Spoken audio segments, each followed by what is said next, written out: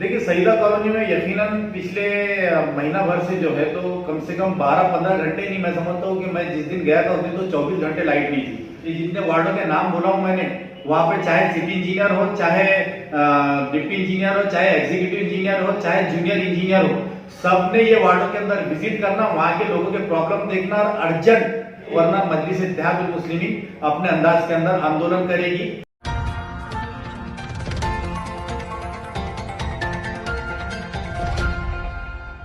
देखिए आज कारपोरेशन में हम लोग जो है तो म्यूनसिपल कमिश्नर साहब से मिलने गए थे, लेकिन आज उनसे मुलाकात हो नहीं पाई क्योंकि जो भी कमिश्नर आ रहे हैं, मैं समझता हूँ पांडे साहब से लेके अभी ये जो कमिश्नर साहब है, ये सारे के सारे जो है तो स्मार्ट सिटी जो बिल्डिंग बनी है वो इतनी खूबसूरत और इतनी पॉश बनी है कि शायद किसी भी अधिकारी का दिल ये नहीं होता है कि उस पॉश बिल्डिंग में से वो बाहर आए और शहर के हालात के ऊपर नजर डालें। एक फॉर्मेलिटी के तौर के ऊपर 1 से 2 दिन वो कारपोरेशन में बैठ रहे हैं और कुछ लोगों की शिकायतें सुन रहे हैं और उसके ऊपर अभी तक तो अमल क्या हुआ पता नहीं, हमारे सामने तो कुछ देखने में नहीं आया। लेकिन जहां तक शहर के हालात की बात कहूं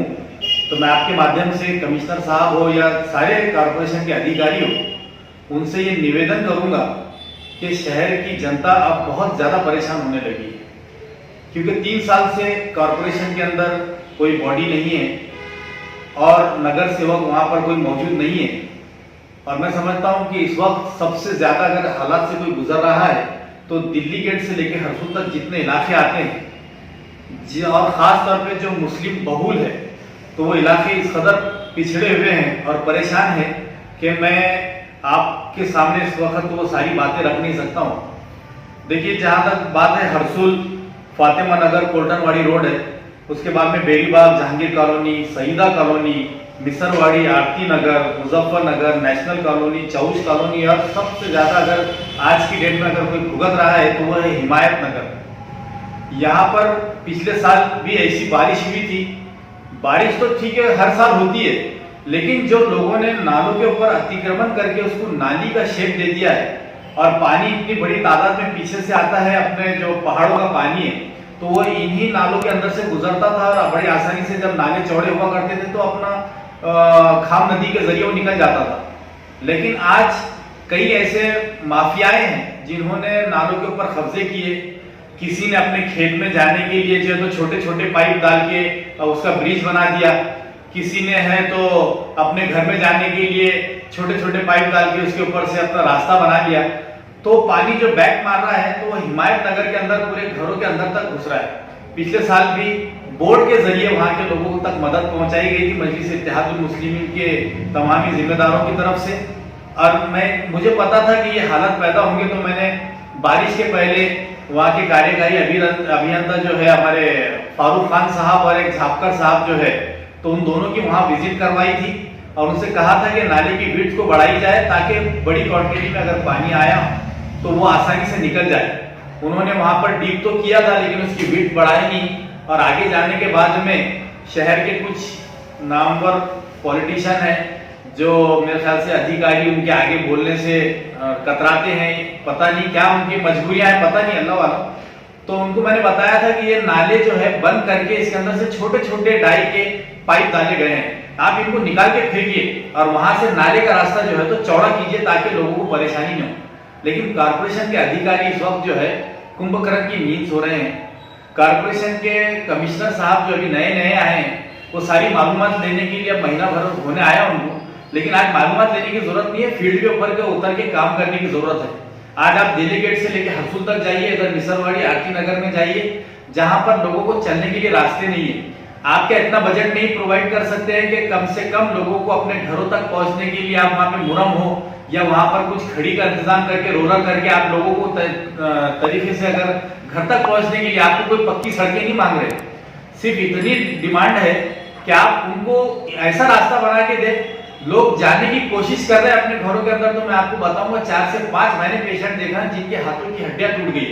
तो क्या ये कारपोरेशन का काम है? आप लोगों से पैसा वसूल कर रहे हैं, टैक्सेस वसूल कर रहे हैं, 3 साल से किसी वार्ड में कोई काम नहीं है, आप 1 करोड़ का बजट दिए तो उसके अंदर से भी आप बोल रहे हैं 60 लाख का करेंगे या 50 लाख का करेंगे। अरे ये आप जो दे रहे हैं ये ठीक नहीं है, ये जनता से वसूल किया गया पैसा है। आप अपनी सैलरीज बराबर निकालेंगे, सारे कारपोरेशन के कलर हो रहे हैं, सब सारे अधिकारियों की कैबिन अच्छी पॉश बन रही है, सारे काम कारपोरेशन के अच्छे चल रहे हैं, लेकिन यहाँ पब्लिक के पैसों के ऊपर आप लोग हैं तो यहाँ पे मस्ती करेंगे और लोग हैं तो यहाँ पर भुगतने के लिए बैठेंगे क्या?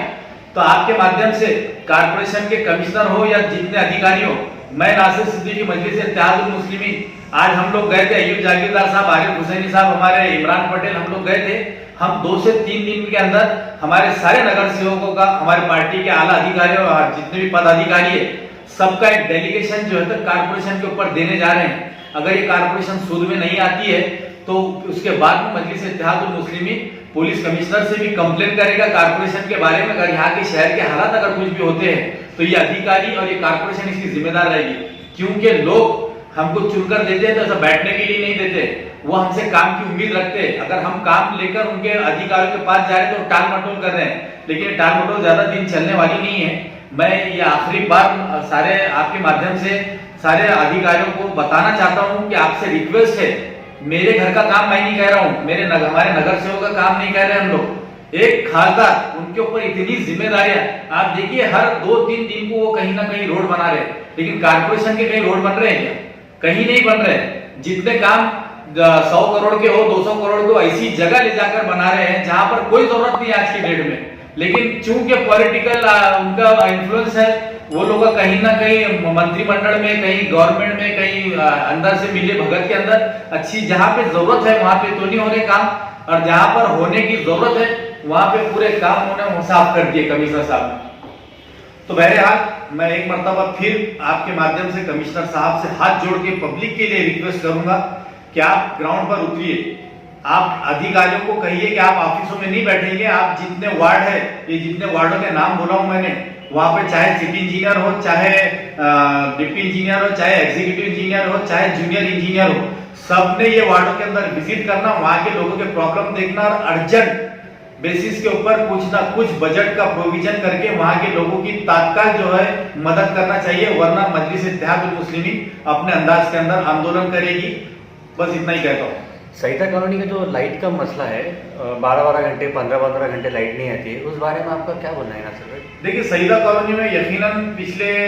महीना भर से जो है तो कम से कम 12-15 घंटे नहीं, मैं समझता हूँ कि मैं जिस दिन गया था उस दिन तो 24 घंटे लाइट नहीं थी। मैंने चीफ इंजीनियर साहब खंडारे साहब से बात की, उसके बाद में राजपूत साहब से बात की मैंने, और हमारे राठौड़ साहब जो है उनसे भी बात किया।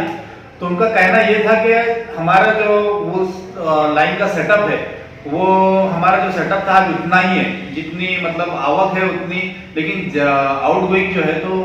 अंबर हिल तक बस्तियां बस गई है और काफी बड़ी तादाद के अंदर तो कंजम्पशन हो रहा है, लेकिन हमारे पास प्रोविजन नहीं है। तो उनसे डिटेल में बात करने के बाद में उन्होंने कहा कि हमारा एक नया सब स्टेशन जो है तो हम लोग वाटर फिल्टर जो है सईदा कॉलोनी का, उसके अंदर हमने गवर्नमेंट से लैंड जो मांगी है वो भी सैंक्शन हुई है, और इसको साल भर लगेगा, और साल भर के बाद में नया एक जो है तो वहां पर पूरा सिस्टम खड़े होगा। और मैं समझता हूँ कि आने वाले 25-50 साल तक उस एरिया को जो है तो लाइट की परेशानी नहीं रहेगी, जब तक कि हम लोग ये परसों के दिन एक नया रास्ता निकाले। मैंने भी कुछ ऑफिसर से बात की, 215 की जो डीपी है उसके ऊपर ज्यादा बहुत लोड बढ़ गया है, लेकिन चूंकि वहां पर कुछ जगह नहीं मिल रही थी कि एक दूसरी डीपी डालने के लिए, कुछ मुकामी लोगों से बात की, उन्होंने 1-2 जगह हमको सैंक्शन किए, बताया कि यहाँ पे आप डाल सकते हैं, तो इन्होंने 100 HP की डीपी डालने का बोला, लेकिन मैंने कहा कि भाई 215 की डाल दीजिए आप, तो हो सकता है सईदा कॉलोनी को ये 12-12, 15-15 घंटे, 20-20 घंटे का जो परेशानी है वो कम हो गया। हो सकता है कि बाई चांस गई तो 1-2 घंटे के अंदर ही मसला हो सकता है। तो इंशाल्लाह कल राठौड़ साहब आने वाले हैं और नई डीपी के लिए हम लोग एक जगह फिक्स करेंगे, वहां पे नई डीपी डालेंगे, तो इंशाल्लाह ताला मजलिस का भी ये बड़ा काम रहेगा और सईदा कॉलोनी के लिए एक आसानी होगी। सईदा कॉलोनी में कल विजिट है आपका? सईदा कॉलोनी के अंदर नहीं, कल मेरा रोजाबाद के अंदर एक विजिट है, जहां पर खासदार साहब ने 3 से 4 रोड उनके फंड से दिए हैं, लेकिन रोड बनने से पहले हम चाहते हैं कि वहां पर ड्रेनेज की लाइन जो है वो बहुत नहायत छोटी है, 6 की लाइन है वहां पे, जबकि 10 की लाइन होना चाहिए। पॉपुलेशन बढ़ गया, तो आज फारूक खान साहब से जाके हमने मिले, कल 11 बजे का उन्होंने टाइम दिया है कि आप मेरे साथ में विजिट कीजिए, अगर अर्जेंट है तो मैं आपको मेरे पास से एस्टीमेट बना के देता हूँ, आगे का काम आप लोग सैंक्शन करवा के लाके दीजिए। तो कल इंशाल्लाह ताला यहाँ पर जाएंगे। और दोपहर में खास बात, कल हिमायत नगर के अंदर हमारे गोपाल पांडे साहब जो वकील है, जिनका फार्म हाउस है उस लाइन के ऊपर, उन्होंने ऑलरेडी 20 लाख रुपए वहां पर जो है तो बेटरमेंट चार्जेस भरे और 20 लाख कारपोरेशन ने अपने तरफ से बजट देके WBM का रोड जो है तो सैंक्शन हुआ और उसका कॉन्ट्रैक्टर भी तैयार है। तो कल आज मैं पांझड़े साहब के पास गया था, तो पांझड़े साहब ने कल दोपहर में 2 बजे का टाइम दिए। तो कल पांझड़े साहब, गोपाल पांडे साहब और जो कॉन्ट्रैक्टर है वो और मैं जो है तो साइट विजिट करेंगे और हिमायत नगर को जाने वाला जो रास्ता है उसका जल्द से जल्द जितना भी है, आधा है, जितना भी है वो पोर्शन हम लोग कंप्लीट करने के लिए कल विजिट करेंगे।